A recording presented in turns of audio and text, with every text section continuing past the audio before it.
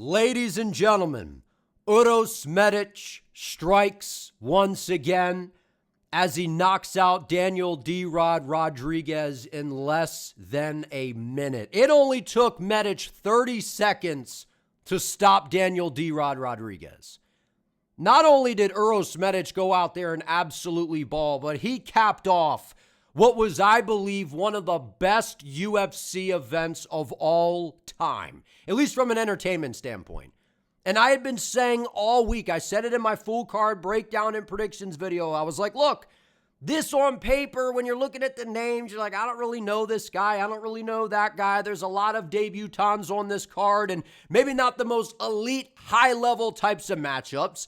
But from an entertainment standpoint, it was going to deliver. And out of 14 fights, we had 12 finishes. And there were a ton of first-round finishes on this card. I really enjoyed this event, man. The first time the UFC went to Serbia in Belgrade, the atmosphere was crazy. I thoroughly enjoyed this card. This was one of the best cards, I feel, of all time from an entertainment standpoint. And the amount of action that we got, the finishes, the performances, this was an incredible card, man. So without further ado, let's rock and roll right into this thing, and we'll start with the main event. Uros Medic, the man in whom this fight card was built around, going out there and knocking out D-Rod in 30 seconds. Look, man. Hey, I'm not surprised, motherfucker. Look, no one should be surprised by this whatsoever. And look, I like D-Rod a lot, right? All the stuff that he's been through, and he's an absolute savage, and he's a fun fighter to watch. He's a good striker, solid kickboxing. But the reality was, coming into this, I had been saying this is a mismatch.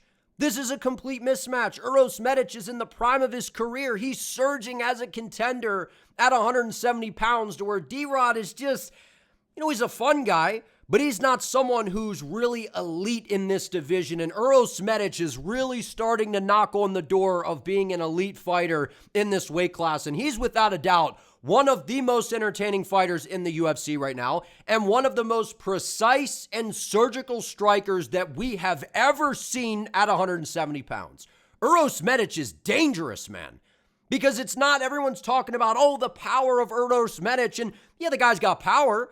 But to me, that's not even what spells and talks enough about Uros's game. It's the timing, it's the accuracy, it's the precision. I mean, D-Rod literally thought about throwing the jab. And as soon as he started to throw the jab, he realized, oh man, Uros Medic was already starting on the left hand. And it reminded me of when Conor McGregor would fight Nate Diaz. Conor's best shot was waiting for Nate to kind of throw out the little jab, and then boom, he would counter right over the top of the left hand. That's how Conor kept stinging Nate over and over and over again. And whenever you get, a same stance battle here, southpaw on southpaw, that is a massive weapon to have. When you watch Elliott Topuria, especially in the Gaethje fight, he looks to counter with the right hand right over the top of the jab.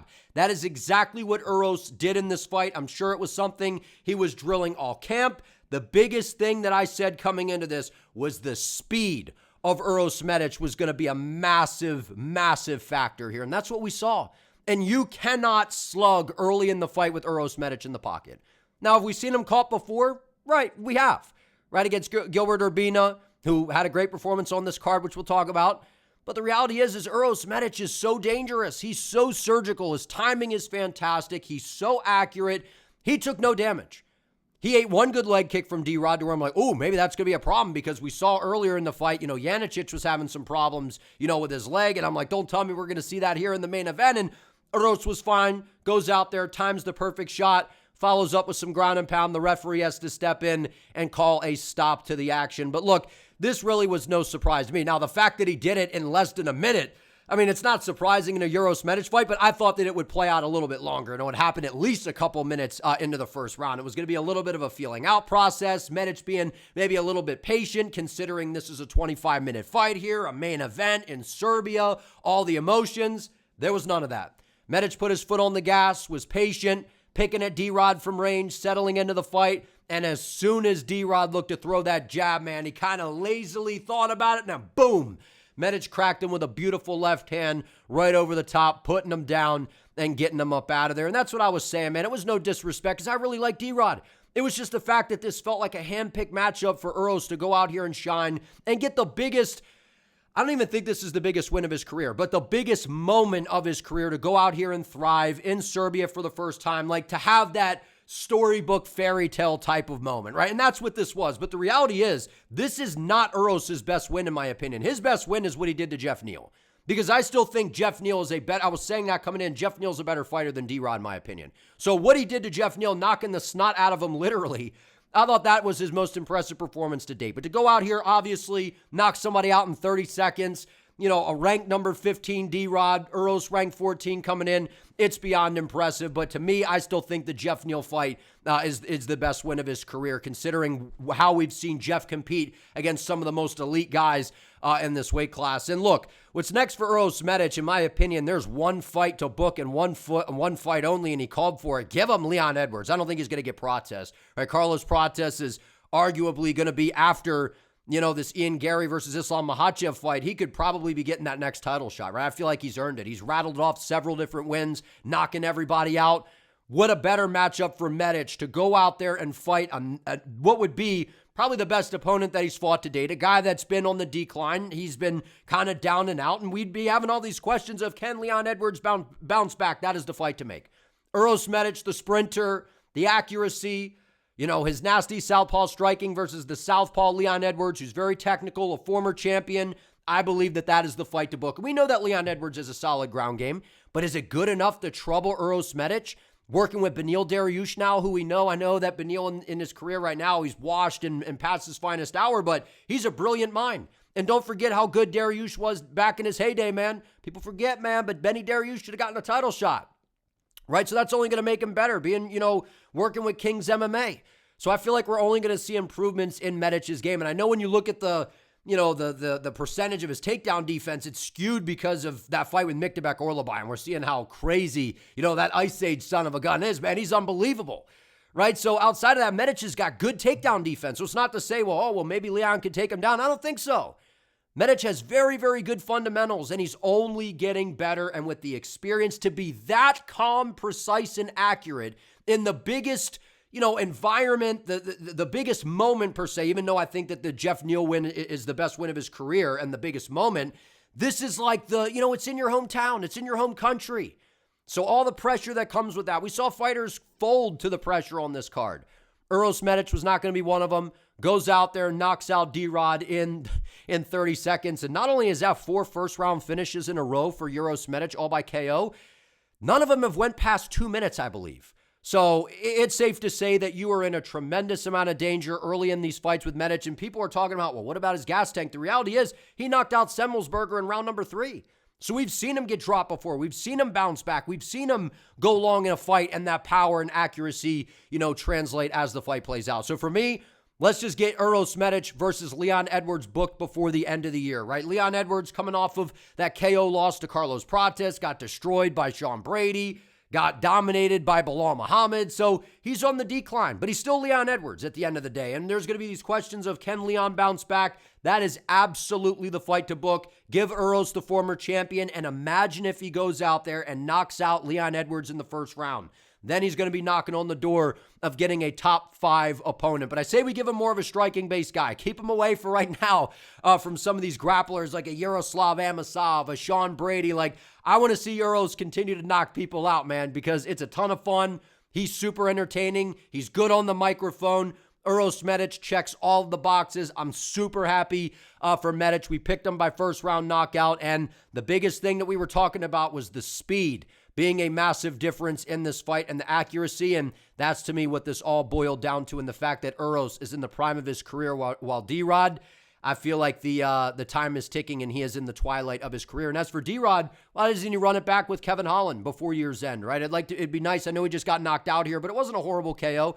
Take some time off, come back later on in the year and have a rematch with Kevin Holland, 2 guys that are kind of, OGs that have been around for a while, fun fighters to watch. I feel like they should run that one back because that was a fun one the first time. Sounds like Kevin Holland will be down for it. I feel like that would be a fun matchup. But Uros Medic, Leon Edwards, that is absolutely the fight to make. I think Uros Medic knocks out Leon Edwards in round number 1. What an amazing performance. And great on Uros Medic, man. Super happy for the guy. Serbia, amazing crowd. That was a ton of fun to watch, man. Uros Medic delivers and strikes once again. Co-main event, Jan Blachowicz versus Navajo Stirling. Now, I got a boo-hoo a little bit before we actually break down what happened here.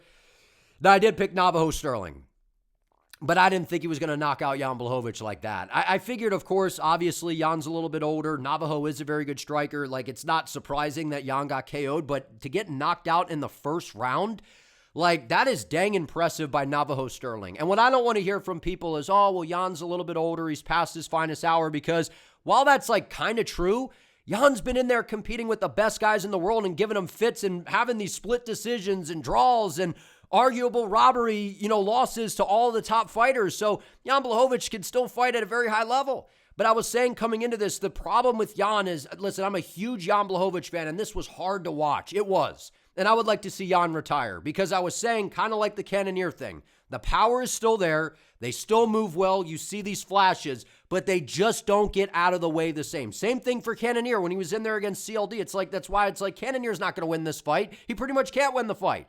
And that's kind of how I felt here with Jan Blachowicz, but I thought that Jan did have a chance, because we've seen him competitive with some of the best guys in this weight class. He checks kicks well. He's got good low kicks.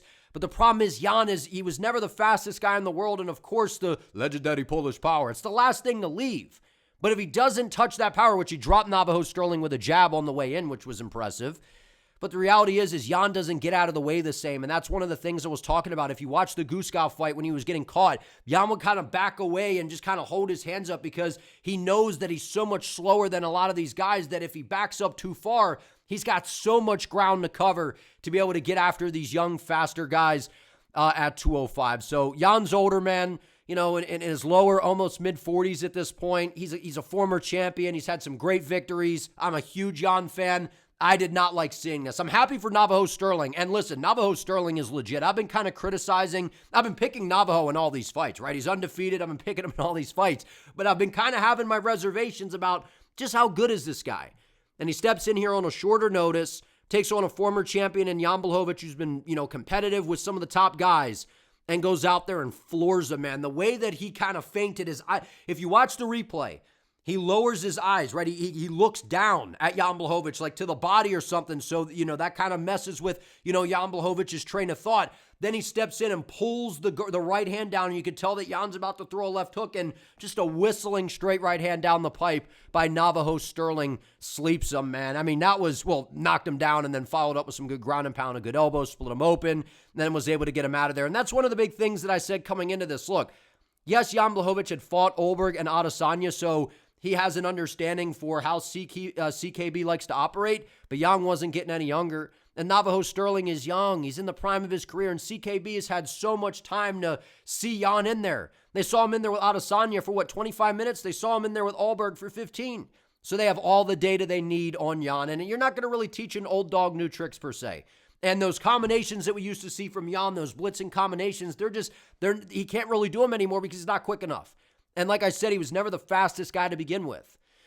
So that was the reality. In this game, man, the young perpetually eat the old a lot of the time, right? Sometimes we see the old guard turn down the new dog in the yard, right? And we do see that from time to time, but Navajo Stirling is skilled. He's undefeated. His grappling is good. We got to see him, push Jan up against the fence, and I kind of like that he got dropped by a jab, right? Battled some adversity, got hit by a big shot on the way in, and that's the power that Jan possesses. I thought it was a slip at first, then we saw the replay, and he kind of ran right into a jab. And that's one of Jan's best shots, is just throwing the jab, right? And then avoiding the kicks to the body. Jan can leave a footprint on you like we saw him do to Dominic Reyes. So I'm really happy for Navajo Stirling. It was one of those moments where I had these weird emotions where I just kind of didn't react. I was like excited because I was like, what a combination, what a knockout. But then I was like, man, that sucks to see to Jan, because Jan's just such an awesome guy, man. I'm a big Jan Blachowicz fan, one of my favorite fighters of all time, one of my favorite 205ers. I just feel like it's that time, because what is he going to do, be a gatekeeper and fight these young up-and-coming guys? I don't want to see him be a stepping stone. I don't want to see them feed Jan Blachowicz to Abdul Rahman Yakyayev or something. I don't want to see them feed Jan Blachowicz to, Iwo Baranuski. And I know, Poland fighter, maybe they wouldn't do that, but you get my point. I don't want to see Jan Blachowicz become a stepping stone. And this was one of those fights where the UFC, I feel like they knew what they were doing. They're like, let's see if Navajo's for real. And if he could go in here and take out the number 4 ranked Jan Blachowicz, Navajo Stirling saying he wants Paulo Costa, Khalil Roundtree, I feel like the Khalil Roundtree fight makes a ton of sense. Paulo Costa putting on a great performance against Azamat Mirzakhanov, stopping him in the third round, putting on a vintage Costa performance. I feel like Costa should be in a title eliminator. So against like Yuri or give him an Ankalaev fight or Allberg or whatever the case may be. So I feel like that's where Costa is, to where I feel like Navajo Stirling, he should fight Khalil Roundtree. Khalil pulled out of that fight against Ankalaev. Sterling didn't take too much damage here. I say they get that one on the books whenever Roundtree would be ready. That'd be a ton of fun to watch. Roundtree's Muay Thai versus, the striking, the CKB style of striking that Navajo brings. Just so accurate, so poised. And this was the biggest moment of Navajo's career. In a big arena, a big crowd, co-main event against a former champion. It was dang impressive what Navajo Stirling did to go out there. And I thought he would just outpoint Jan and kind of run around and jab and low kick and win a decision that way. So to have success with the grappling, floor him with a right hand, follow it up on the ground and get him out of there, I thought it was very impressive. So I love Jan, man. It was tough to watch. I would personally, I would like to see him retire at this point. I can't watch that again. That hurt to watch. And for Navajo Stirling, super happy for him, man. He is legit. Best win of his career, biggest moment of his career. I'd like to see him versus Khalil Roundtree next. I feel like that'd be a ton of fun.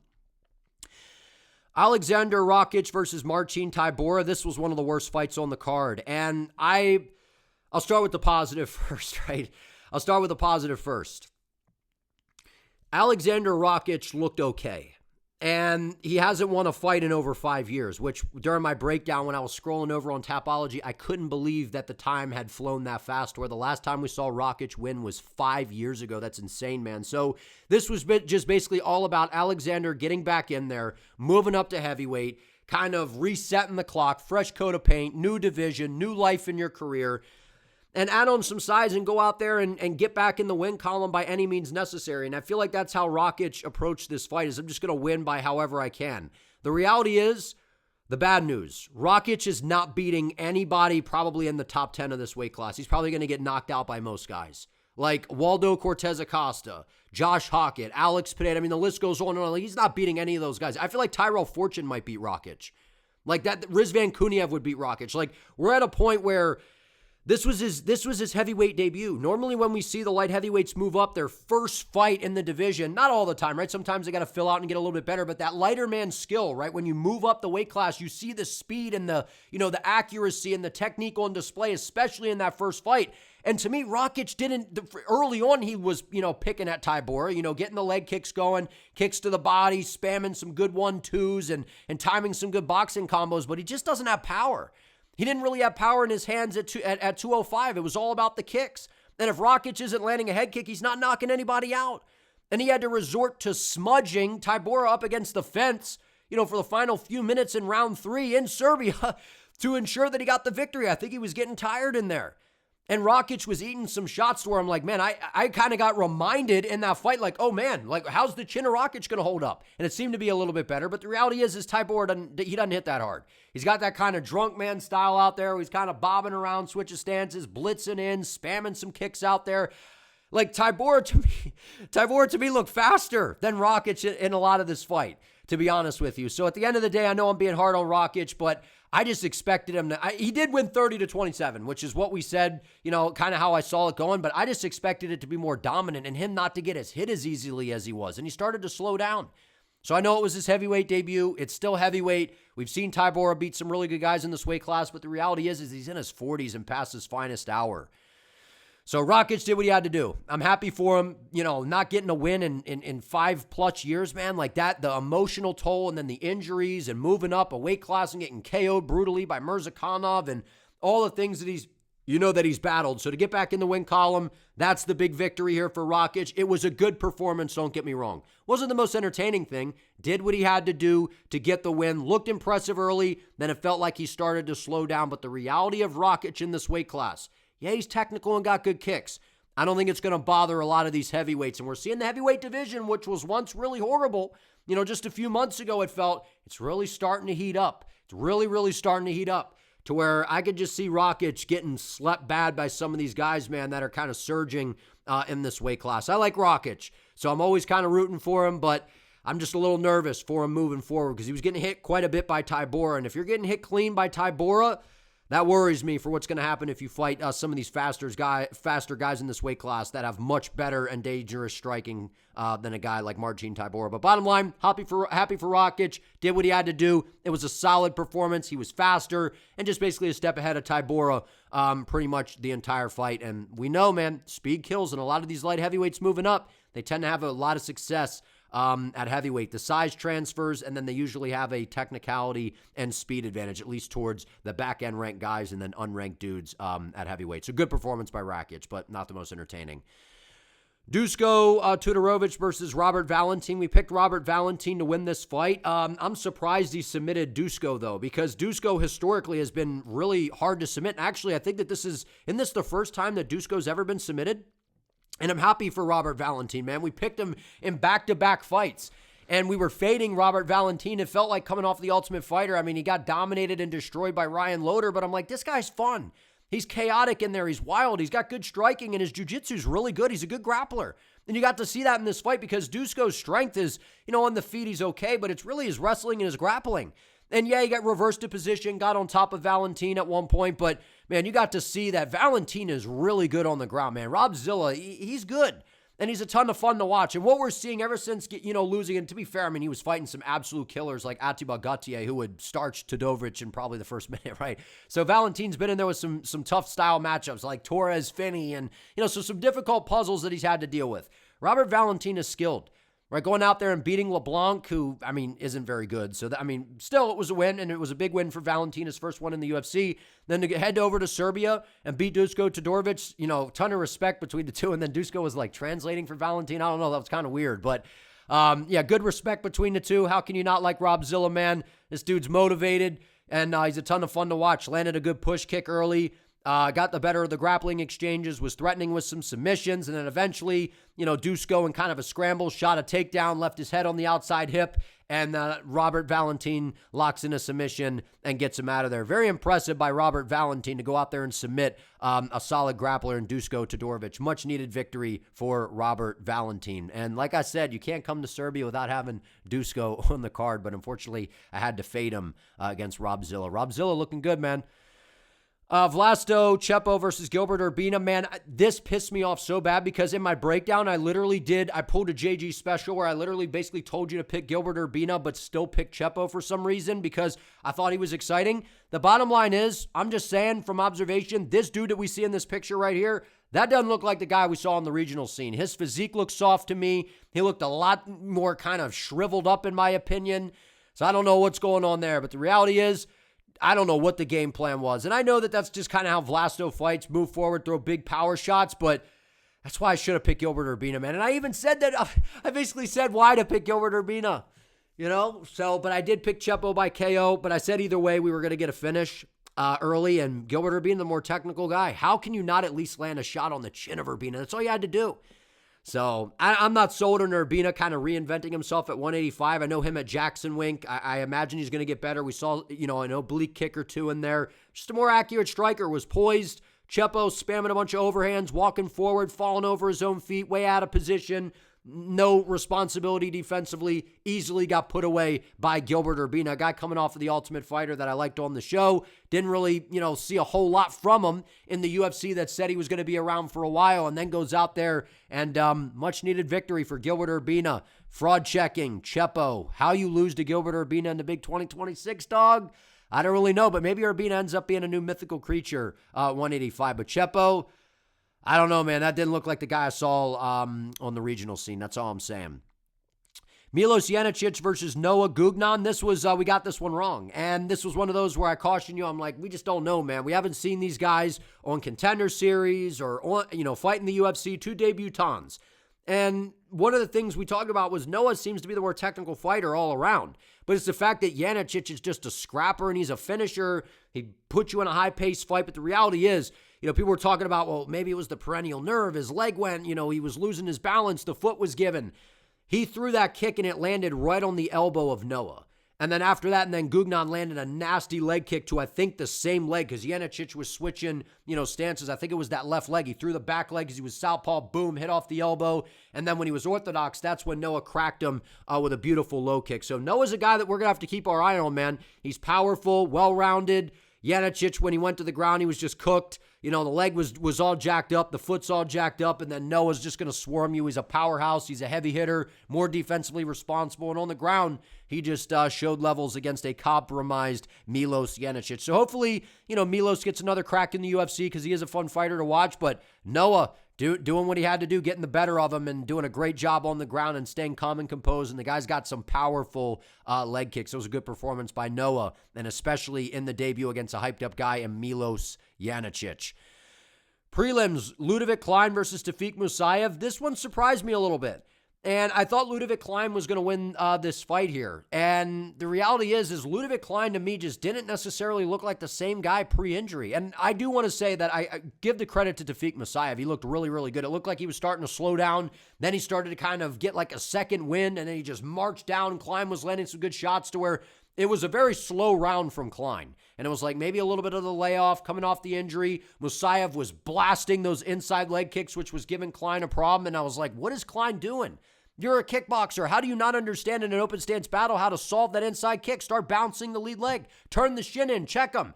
Bounce the lead leg to be able to get it out of the way. Spring into range. Throw some smoke at him to get him to stop doing that. Time him with a left hand on the way in. And then eventually Klein started to pick it up in round 2 to where I'm like, oh, the tides are starting to turn. And then after he landed a combination, Musayev was landing the right hand over and over again. He stung Klein, I think, in the first round with a straight right hand beautifully. And that's one of the reasons I picked Klein was because Musayev is very, very good. I had no doubts about that. Even though I don't really like the guy, he's very, very good, very, very dangerous. But a lot of his striking, it was windmill punches. It was getting a little bit wild to where in this fight, we didn't see much of that. He was the sharpest I feel like we've seen him since he's been in the UFC with the striking. That straight right hand was money, dude. And then once he cracked Ludovit Klein, he hurt him bad up against the fence, followed up with some good shots, and was able to put him away. And the power and the size of Musayev, man, he was just able to put it on Ludovit Klein, get him out of there. And I like Ludovit. He's technical, but to me, it just took him a little bit to get going, started to find a rhythm in round 2, but all the credit goes to Tofiq Musayev, and then looked like some back-of-the-head shots on the ground, man. Do we have the Cyril Gane of the lightweight division right here? The reality is Musayev's dangerous. He's got power. His ground game is solid. And I think you should absolutely get a top 15 opponent next to go out there and finish a technical striker in Ludovit Klein. Very impressive stuff from Tofiq Musayev. Not surprised he won this fight. I figured it would be competitive, but that Klein's technicalities would just, he'd be able to outscore Musayev. But the power was too much for him. Great performance by Musayev. Oban Elliott versus Michael Oliveira. Michael Oliveira is one of the best prospects in all of MMA right now. And coming off of DWCS, right, I was saying coming into this is a Hunger Games fight. The cannon will sound, and I even thought I heard a cannon in the background in Serbia. Boom! I could have swore I saw Katniss Everdeen shooting arrows across the octagon when Michael Oliveira did this, man. And I swear I heard the crowd going... Dude, Michael Oliveira is so dangerous, dude. This dude was rattling that fire hydrant head that Oban Elliott has with a jab. And Oliveira does such a great job of throwing the jab, stinging you with it, frustrating you with it, and then he'll throw it, pull right out of range, and time a left hook. But he didn't even need to do that in this fight. Jabbing him, was ringing Oban Elliott bad. Elliott was doing a good job kind of staying on his bike, sticking and moving, but I don't know why he was throwing those little switch kicks. Especially like to the leg, man. Like that's just like... You're leaving yourself so open and you're so out of position for very little reward off of that. And against a powerful, superhero, Avengers type of fighter and Michael Oliveira, like this dude's like, I don't know, they created this guy in a lab or something, man. You can't be just spamming little like pitter-patter leg kicks and getting yourself out of position against this guy. Michael Oliveira's a tank. He's a problem. I hope the UFC honestly gives this guy a fast build-up. Give him like maybe another kind of name that's not in the rankings that everybody knows. So go out there and smoke him and then throw this guy right into the rankings. Because I'm telling you right now, when you look around the welterweight division, it's one of the most stacked divisions in the UFC right now. Oh, bro, forgot the weight class. Hey, man. Hey, hold on now. Because remember Oban Elliott was at 55, I believe, at one point. I'm trying to save myself here. I couldn't remember the weight class off the top of my head. At least I'm being honest. The reality is, Michael Oliveira is dangerous, and his takedown defense is good. He sprawled very well in this fight, and then on the feet, he's a powerhouse, and he's going to knock a lot of people out. 170, it's the best division, that and flyweight in the UFC, and yet again, a guy that is as good as Michael Oliveira and is not even in the rankings. Just how good is the welterweight division? Easy win for Michael Oliveira. We picked him by KO in either the first or second round. Went out there, got the job done. Easy work for Michael Oliveira. Oban Elliott, he's done, man. Borislav Nikolic versus Mark Vologdin. We predicted Borislav Nikolic to win this fight, and almost we got that because I made the submission call, and he almost had it. He almost had it, but how dog tough is Mark Vologdin? And early in the fight, I'm like, oh man, Borislav's going to lose. He's going to get knocked out, and he almost did. In the first round, came out hands low, and this was a perfect example of you're making your debut in the UFC, in Serbia, the emotions, the adrenaline, all that stuff. And by him getting rocked, I literally said that, like, as I'm watching the fight, I'm like, if he can survive through this, I feel like him getting rocked is actually going to settle him down into the fight. And that's kind of actually what happened. He got rocked badly by Vologdin, lost the first round, but then in the second round, you could really feel the tide start to turn. And then in round 3, I believe that, didn't they give the, like a 10-8 third round maybe based off of the scoring, wasn't it like 29-27 or something? So it was total domination by Borislav in round 3. And I've been saying, listen, Mark Vologdin is the atomweight champion. And obviously the belt was not on the line here in this instance. But Vologdin is a unit. He's so short and he's a ball of muscle and he's a unit, but he, to me, is just a little bit undersized in this weight class. I know he's a good striker. He kind of, in a way, like fights a little bit like Piotr Jan with some of the techniques, the stand switching, the spinning attacks. The reality is Mark Vologdin's a ton of fun, but he's just, there's something missing a little bit for him to be able to win at this level. And Nikolic he's the real deal, man, like in terms of being a fun fighter. Now, he's got to clean some things up because he was getting too excited, loading up on these shots where I'd like to see him utilize that range and just kind of touch and kind of work for the finish. But Nikolic, we saw some good scrambles, reversing positions on bottom. He's got a great submission game, and he's a ton of fun on the feet. This guy's must-see TV every single time. A little bit wild in there, kind of like a Yuri Prohaska, which I feel like at some point that's probably going to get him knocked out, leaving his chin on a platter like that. But the UFC jitters are real. Went out there. This was an absolute war, even though there wasn't a finish. Yet again, another banger of a fight with Mark Vologdin, and for him not to get submitted because a couple of those submissions were deep from Nikolic, but he ended up just getting butchered in round 3, and that's what we were saying about Vologdin. He slows down as the fights start to play out, and Nikolic taking this on short notice to go out here and do this. This was a great performance by Nikolic, and I feel like he was a much tougher opponent than who Vologdin was originally supposed to fight. Great stuff by Borislav. Denis Buzukja versus Bogdan Grad. We picked Bogdan Grad to win this fight, but I was hesitant, and we got to see a little bit in the fight kind of what my reservations were. The fact that Buzukja was the much more accurate and I feel like the better striker. And he was doing a good job stuffing takedowns. Bogdan Grad with the hair and mustache, I'm like, man, that made me more confident to think he was going to win this fight. But the reality is Bogdan Grad's striking defense is garbage. It's bad, man. And that's why he got knocked out by Luke Riley as I broke down specifically how I thought Luke Riley was going to knock him out with the left hook. And Buzukja was trying the same thing. He was jabbing to the body, trying to set up that left hook since Bogdan Grad is very susceptible to it. He overswings on the right hand, gets out of position, crashes in with no head movement. And Bogdan Grad, it looked like a tap from Buzukja. I understand why you could be frustrated saying that it wasn't a tap. It was him trying to kind of fight the knee, but normally you're pushing on the knee, right? If you start to kind of tap at the knee, I don't know really why you would be doing that. And from the referee's standpoint, it did kind of look like a tap. I know when they slow it down, we can critique it, but in real time, it did look like a tap. So I see, where the frustration, could be considering that, oh, well, he wasn't really tapping, he was fine. But the bottom line is you were in a submission pretty deep. Bogdan Grad had it, and then you're kind of going bop, bop.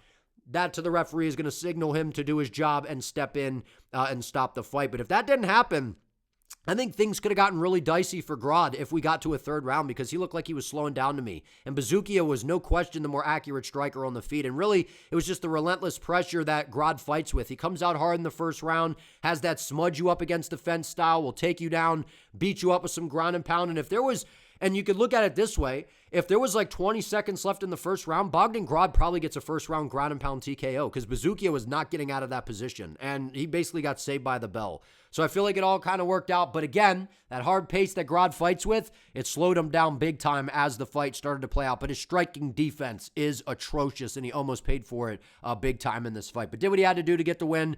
Good stuff by Bogdan Grad. Machaus Rebecki versus Kyle Prepolec. I was saying coming into this that I don't trust Mateusz Rebecki as far as I can throw him. And I picked him to win this fight, and I did think he would get a submission. But either way, we knew he would get a finish. This was a total demolition. And for a change, it was really nice to see Rebecki fight smart. Because since he's been in the UFC, we haven't really seen him do that. We've just seen him go in there and be a berserker. And for the fans, I mean, we love it and we appreciate it. But the reality is, you know, outside of that split decision win in a fight that I thought could have went either way against Orlabai, which amazing how well that win is aged, right? And he's only been losing to really good opposition. But the reality is he needed to do whatever he could to win this fight, and that's what he did. Took Kyle Prepolec down. He could have played the game of trying to be exciting on the feet, and that's kind of playing to the strength of Prepolec, because Prepolec's actually like okay on the feet when it comes to the technicalities, but I just figured that Rebecki, if he took the path of least resistance, this would be an easy win. The reason that I didn't trust it fully was because we've seen Rebecki not decide to go out there and take the path of least resistance. We've seen him kind of fumble finishes like what we saw in the Grant Dawson fight, but goes out there, dominates Kyle Prepolec a lot easier than BSD did, and he called out Benoit Saint-Denis. I like the fight because I know you could say, well, this is, you know, the first win for a while for Rebecki, but think of all the amazing fights that he's been in and how competitive those fights have been with some really good opposition. So I like that fight. And honestly, I feel like Rebecki could beat BSD. He's got power on the feet. He's a good grappler. The problem with Rebecki is, yeah, he overswings on some shots, but he gets tired. So it didn't matter in this fight. Easily got Prepolec out of there and destroyed him. It was nice to see Rebecki fight calm, composed, and when he does, he's an even more dangerous man in there. Easy win over a guy that I was saying, you know, Kyle seems like a cool dude, but just clearly not UFC caliber. I think, what is that now, 0-5 in terms of UFC fights for him. So I would imagine this is his last shot in the UFC. Easy win for Rebecki. I don't know what's going on here with the website, but we got Haley Cowan versus Milosevic here. This was impressive by Milosevic, and we picked her to win this fight. I thought she would get like a later stage submission or just outscore Cowan and control her and win a decision, but Haley Cowan is just not UFC caliber, man. And that's kind of why I just didn't pick her in this fight. It wasn't that I thought Milosevic was so great. I'm just like, she just seems to be a more technical overall fighter. And Cowan was springing into range, landing some good shots, but it was that straight right hand to the body by Milosevic that really started to hurt Cowan. And the commentators didn't even say, you know, off of one of them, I was even saying, I'm like, ooh, that body shot hurt her, before they started talking about the body work, right? She landed a good shot, a right hand to the body, and then Cowan kind of grimaced a little bit and then shot a naked takedown out in space that was just atrocious, and Milosevic saw coming a mile away, and I'm like, oh, she's hurt to the body. Then Milosevic cracked her again. Cowan crumbles over, and then Milosevic just stops. I'm like, what are you doing? Pounce on her. Don't show her mercy, man. And then eventually went right after, gets the stoppage. Very, very impressive to go out there and finish. I mean, even though Cowan, I don't think is UFC caliber, still, for Milosevic to go out there and get a finish early on, very, very impressive to do that in the debut. Easy money for Milosevic to go out there and get the victory. Jovan Leka versus Alexander Popik. We made the call for Leka to win by KO. I thought it would happen in the second round, and I thought it would be by, you know, Leka utilizing his grappling, taking down Popik, utilizing the size advantage, and that was kind of the X factor here. Leka's a true heavyweight, and I know, you know, Popik looked fast early, and I expected that. The more technical striker, you know, a light heavyweight coming up here, but man, when Leka made a beautiful read, switching to southpaw, threw that beautiful kick to the body, you know, hit the liver, shut down Alexander. He had to curl up, and Leka follows up with some ground and pound, and the referee has to step in and stop the fight. That was a beautiful read by Leka, and I'm like, ooh, there's the speed of Popik. Maybe he can stick and move and, you know, keep Jovan at range and then kind of outstrike him. Leka's like, hold on, man, I was just building my reads. You know, was getting picked apart a little bit, switches to southpaw, lands a beautiful kick to the body and puts him away. And listen, Leka, yeah, he got a win on Contender Series against Azamat, and, you know, it was a little bit underwhelming, not the most entertaining thing, but that's a tough opponent. So Leka makes good on the debut. He's very, very young in his career. He's getting better. He's got good grappling, good ground and pound, good submissions. He's solid on the feet. I feel like he's an actual, real heavyweight prospect to keep our eye on. Very, very good win in the debut to get the job done for Leka. And then last but not least, Marina Spasic versus Stephanie Luciano. We picked Stephanie Luciano to get the job done here. And I was saying, look, I said decision because I just didn't know what to expect from Marina's ground game. Because if you go back and watch the regional tape, there's not a whole lot on it. And I figured if the fight's on the feet and it's just a back and forth kickboxing fight for 15, that gives Marina a chance. And you saw her landing some big shots on the chin of Stephanie. I'm like, man, she might knock her out, because we've seen that Spasic, I think out of like her 7 wins, 6 of them are by knockout. So she's got power and she's a good striker, and we saw that on display. Came out hard, landed some good shots, but it was really the elusiveness of Luciano. She started to land some good shots of her own. She could take a shot very well. Tried to grapple early. Spasic defended well, and I'm like, I feel like Marina's going to start to pour it on. And as soon as she started to get a little bit of aggressive, Luciano timed a beautiful takedown, was able to get her down to the mat, get to a good position, get to the back, and lock in a submission and get the job done. And listen, I was saying, look, Luciano is one of the brighter up-and-coming prospects in WMMA right now. This was a hard debut for Marina. I'd like to see the UFC give Spasic another chance, because she's a good striker. Obviously, we know that there's holes in the grappling, had those questions. We got to see that for sure in this fight, but Luciano's good. She's very, very good. It's not an easy debut to go in there against Luciano. So I'd like to see Spasic get another chance. She's a fun striker. You can tell she has power, good technique. Hopefully they give her another shot. And for Luciano, let's give her a bump up in competition, going out there and getting a big submission victory in the very first round. Very impressive. Tons of first round finishes. This card was great, man. This card was a ton of fun to watch. And Uros Medic, once again, going out there and getting a first round finishes. 4 knockouts in a row, all in the first round. And I don't believe that they've went over 2 minutes in all those fights. This dude's crazy, man. He's surgical. Give him Leon Edwards next. I think that's the fight to make.